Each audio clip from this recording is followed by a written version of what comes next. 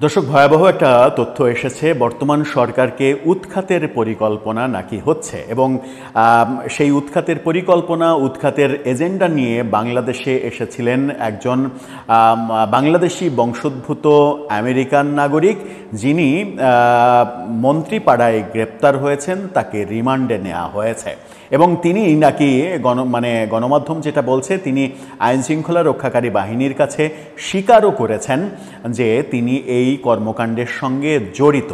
হঠাৎ করে প্রফেসর ইউনূস সরকারকে উৎখাতের পরিকল্পনা কারা করছে তাহলে? এবং বলা হচ্ছে যে একটি দেশের বিশেষ গোয়েন্দা সংস্থা এই কাজ করছে। এই একটি বিশেষ দেশ কোন দেশ এবং সেই বিশেষ গোয়েন্দা সংস্থাটা কোন গোয়েন্দা সংস্থা, সেটা একটু আলোচনা করে বোঝার চেষ্টা করবে এই ভিডিওতে। মারাত্মক একটা খবর, যদি সরকার উৎখাতের এই পরিকল্পনা সত্যিই হয়ে থাকে। যেহেতু তিনি গ্রেপ্তার হয়েছেন, সেহেতু দেশদ্রোহিতার অভিযোগ এখন উঠবে।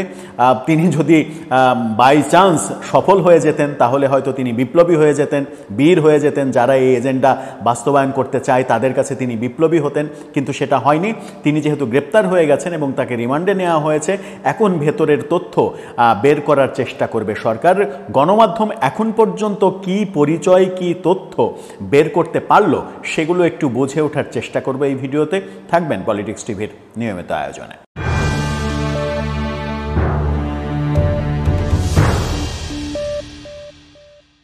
দর্শক, বলছিলাম বর্তমান প্রফেসর ইউনূস সরকারকে উৎখাতের ষড়যন্ত্র করার অভিযোগে একজন বিদেশি নাগরিককে গ্রেপ্তার করা হয়েছে। বাংলাদেশি বংশোদ্ভূত, কিন্তু তিনি আমেরিকার নাগরিক। তাকে গ্রেপ্তার করা হয়েছে মন্ত্রীপাড়া থেকে 15 তারিখে এবং গতকালকে তাকে রিমান্ডে নেওয়া হয়েছে। গণমাধ্যম যেটা বলছে, গণমাধ্যমের শিরোনামটা আপনারা দেখে নিতে পারেন। সেখানে বলা হচ্ছে যে সরকার উৎখাত চেষ্টার অভিযোগ, বাংলাদেশি বংশোদ্ভূত মার্কিন নাগরিক 2 দিনের রিমান্ডে।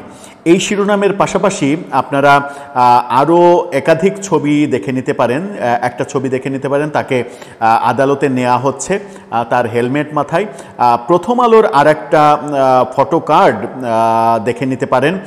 সেখানে তার চেহারাটা বৃত্তাকার, তার চেহারাটা দেখানো হচ্ছে, যেখানে চেনা যাচ্ছে যে তার চেহারাটা এই চেহারা। হেলমেটের আড়ালে তো চেনা যায় না, প্রথম আলোর এই ফটো কার্ডটাতে চেনা যাচ্ছে। কিন্তু গণমাধ্যম আসলে কি বলছে?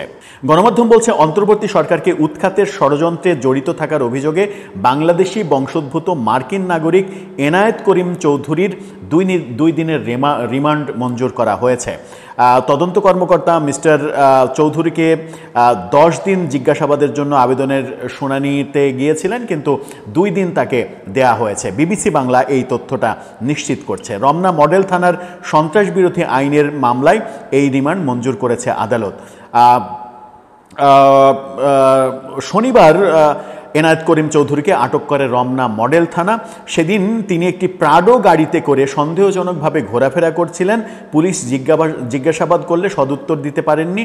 পরে তাকে পুলিশের হেফাজতে নেওয়া হয়। বিকেলে 54 ধারায় গ্রেপ্তার দেখিয়ে তাকে 7 দিনের রিমান্ড চেয়ে আবেদন করা হয়। ওই দিন ঢাকার একটি বিচারক আদালত মিস্টার চৌধুরীকে কারাগারে পাঠানোর আদেশ দিয়ে রিমান্ড শুনানির দিন ঠিক করেন। পরের দিন গতকালকে রিমান্ডে দেয়া হয়েছে। এরপরে সন্ত্রাস বিরোধী আইনে তাকে রিমান্ড চাওয়া হয়েছে এবং সন্ত্রাস বিরোধী আইনের মামলায় তাকে এখন রিমান্ডে নিয়ে জিজ্ঞাসাবাদ চলছে। এদিকে কালের কণ্ঠ জানাচ্ছে বাংলাদেশি বংশোদ্ভূত মার্কিন নাগরিক এনায়েত করিম চৌধুরী, তিনি 1988 সালে আমেরিকা যান। 2004 সালে সেই দেশের পাসপোর্ট পান, অর্থাৎ 2004 সাল থেকে তিনি মার্কিন নাগরিক। গত 6 সেপ্টেম্বর তিনি বাংলাদেশের অন্তর্বর্তী সরকারকে উৎখাত করার জন্য অন্য একটি দেশের গোয়েন্দা সংস্থার এজেন্ট হিসেবে বাংলাদেশে আসেন 6 তারিখে। এই মাসেরই 6 তারিখে তিনি বাংলাদেশে আসেন। 7 দিনের মাথায় শনিবার মিন্টো রোডের মন্ত্রীপাড়া থেকে তিনি গ্রেপ্তার হন। সংশ্লিষ্ট সূত্র বলছে, গ্রেপ্তার এনায়েত বিশেষ দেশের গোয়েন্দা সংস্থার চুক্তিভিত্তিক এজেন্ট। এই বিশেষ দেশটা কোন দেশ? এই দেশটা কি আমেরিকা? গোয়েন্দা সংস্থা কি CIA? সেই প্রশ্নটা কিন্তু উঠবে, যদিও গণমাধ্যম স্পষ্ট করেনি। আমেরিকান নাগরিক, আবার আমেরিকার পক্ষে তিনি কথাও বলেছেন যে আমেরিকার সঙ্গে বর্তমান সরকারের ভালো সম্পর্ক চলছে, এরকম কথাও বলেছেন। জিজ্ঞাসাবাদে তিনি জানিয়েছেন বর্তমান অন্তর্বর্তী সরকার খুব নাজুক অবস্থায় আছে এবং সেনাবাহিনীর সঙ্গেও তাদের দূরত্ব তৈরি হয়েছে, তাই তিনি সরকার পরিবর্তন করে নতুন জাতীয় সরকার বা তত্ত্বাবধায়ক সরকার গঠন করার কাজের জন্য বাংলাদেশে এসেছেন। এরই মধ্যে তিনি সরকারি উচ্চ ও নীতি নির্ধারক পর্যায়ের একাধিক কর্মকর্তার সঙ্গে এবং বিভিন্ন রাজনৈতিক দলের প্রভাবশালী নেতা ও ব্যবসায়ীদের সঙ্গে মিটিংও করেছেন। গ্রেপ্তারকৃত এনায়েত আরও জানিয়েছেন বর্তমান অন্তর্বর্তী সরকারের প্রতি আমেরিকার সরকার অসন্তুষ্ট। অন্তর্বর্তী সরকারের উপরে আমেরিকা সরকার অসন্তুষ্ট এই কথা বলেছেন। এই তথ্যটা কিন্তু ভয়াবহ তথ্য। তার মানে কি আমেরিকাই এই ধরনের প্ল্যান করছে? আমেরিকা এই ধরনের প্ল্যান করলে আমেরিকার নাগরিককে গ্রেপ্তার করা হবে বাংলাদেশে, আমেরিকা কিছু বলবে না, সেটা কি হতে পারে? ব্যাপারটা কোন দিকে যাচ্ছে সেটা সময়ই বলে দেবে।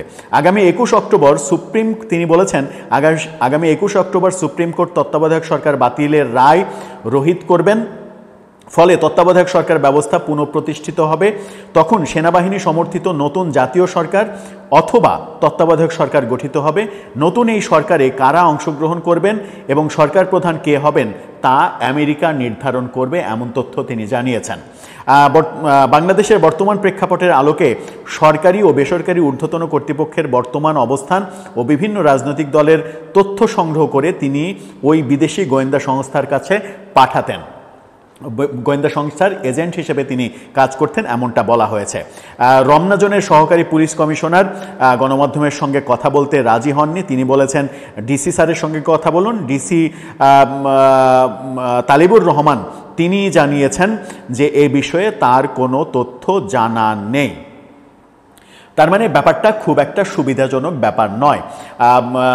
এই এনায়েত করিম চৌধুরী তিনি বলছেন যে আমেরিকার সঙ্গে বর্তমান সরকারের সম্পর্ক সুসম্পর্কের পর্যায়ে নেই। তাহলে কি আমেরিকা সরকারকে উৎখাতের চেষ্টা করছে এবং এনায়েত করিমকে সেই কাজে লাগানো হয়েছে, নাকি তৃতীয় কোনো দেশের গোয়েন্দা সংস্থা এই কাজ করছে? হয়তো যেহেতু তিনি গ্রেপ্তার হয়েছেন, রিমান্ডে আছেন, এখন হয়তো সব তথ্যই বেরিয়ে আসবে। কিন্তু মজার ব্যাপার হচ্ছে যে বাংলাদেশে একজন মার্কিন নাগরিক গ্রেপ্তার হলেন, রিমান্ডে নেওয়া হলো তাকে। এই ক্ষেত্রে মার্কিন প্রশাসনের সঙ্গে সরকারের সম্পর্কের নতুন মাত্রা যোগ হয় কিনা সেটাও কিন্তু একটা খুব গুরুত্বপূর্ণ বিষয়। অবস্থা কোন দিকে যাচ্ছে দর্শক, আপনার কি মনে হয়? আপনার মতামত জানিয়ে লিখতে পারেন আমাদের কমেন্ট বক্সে।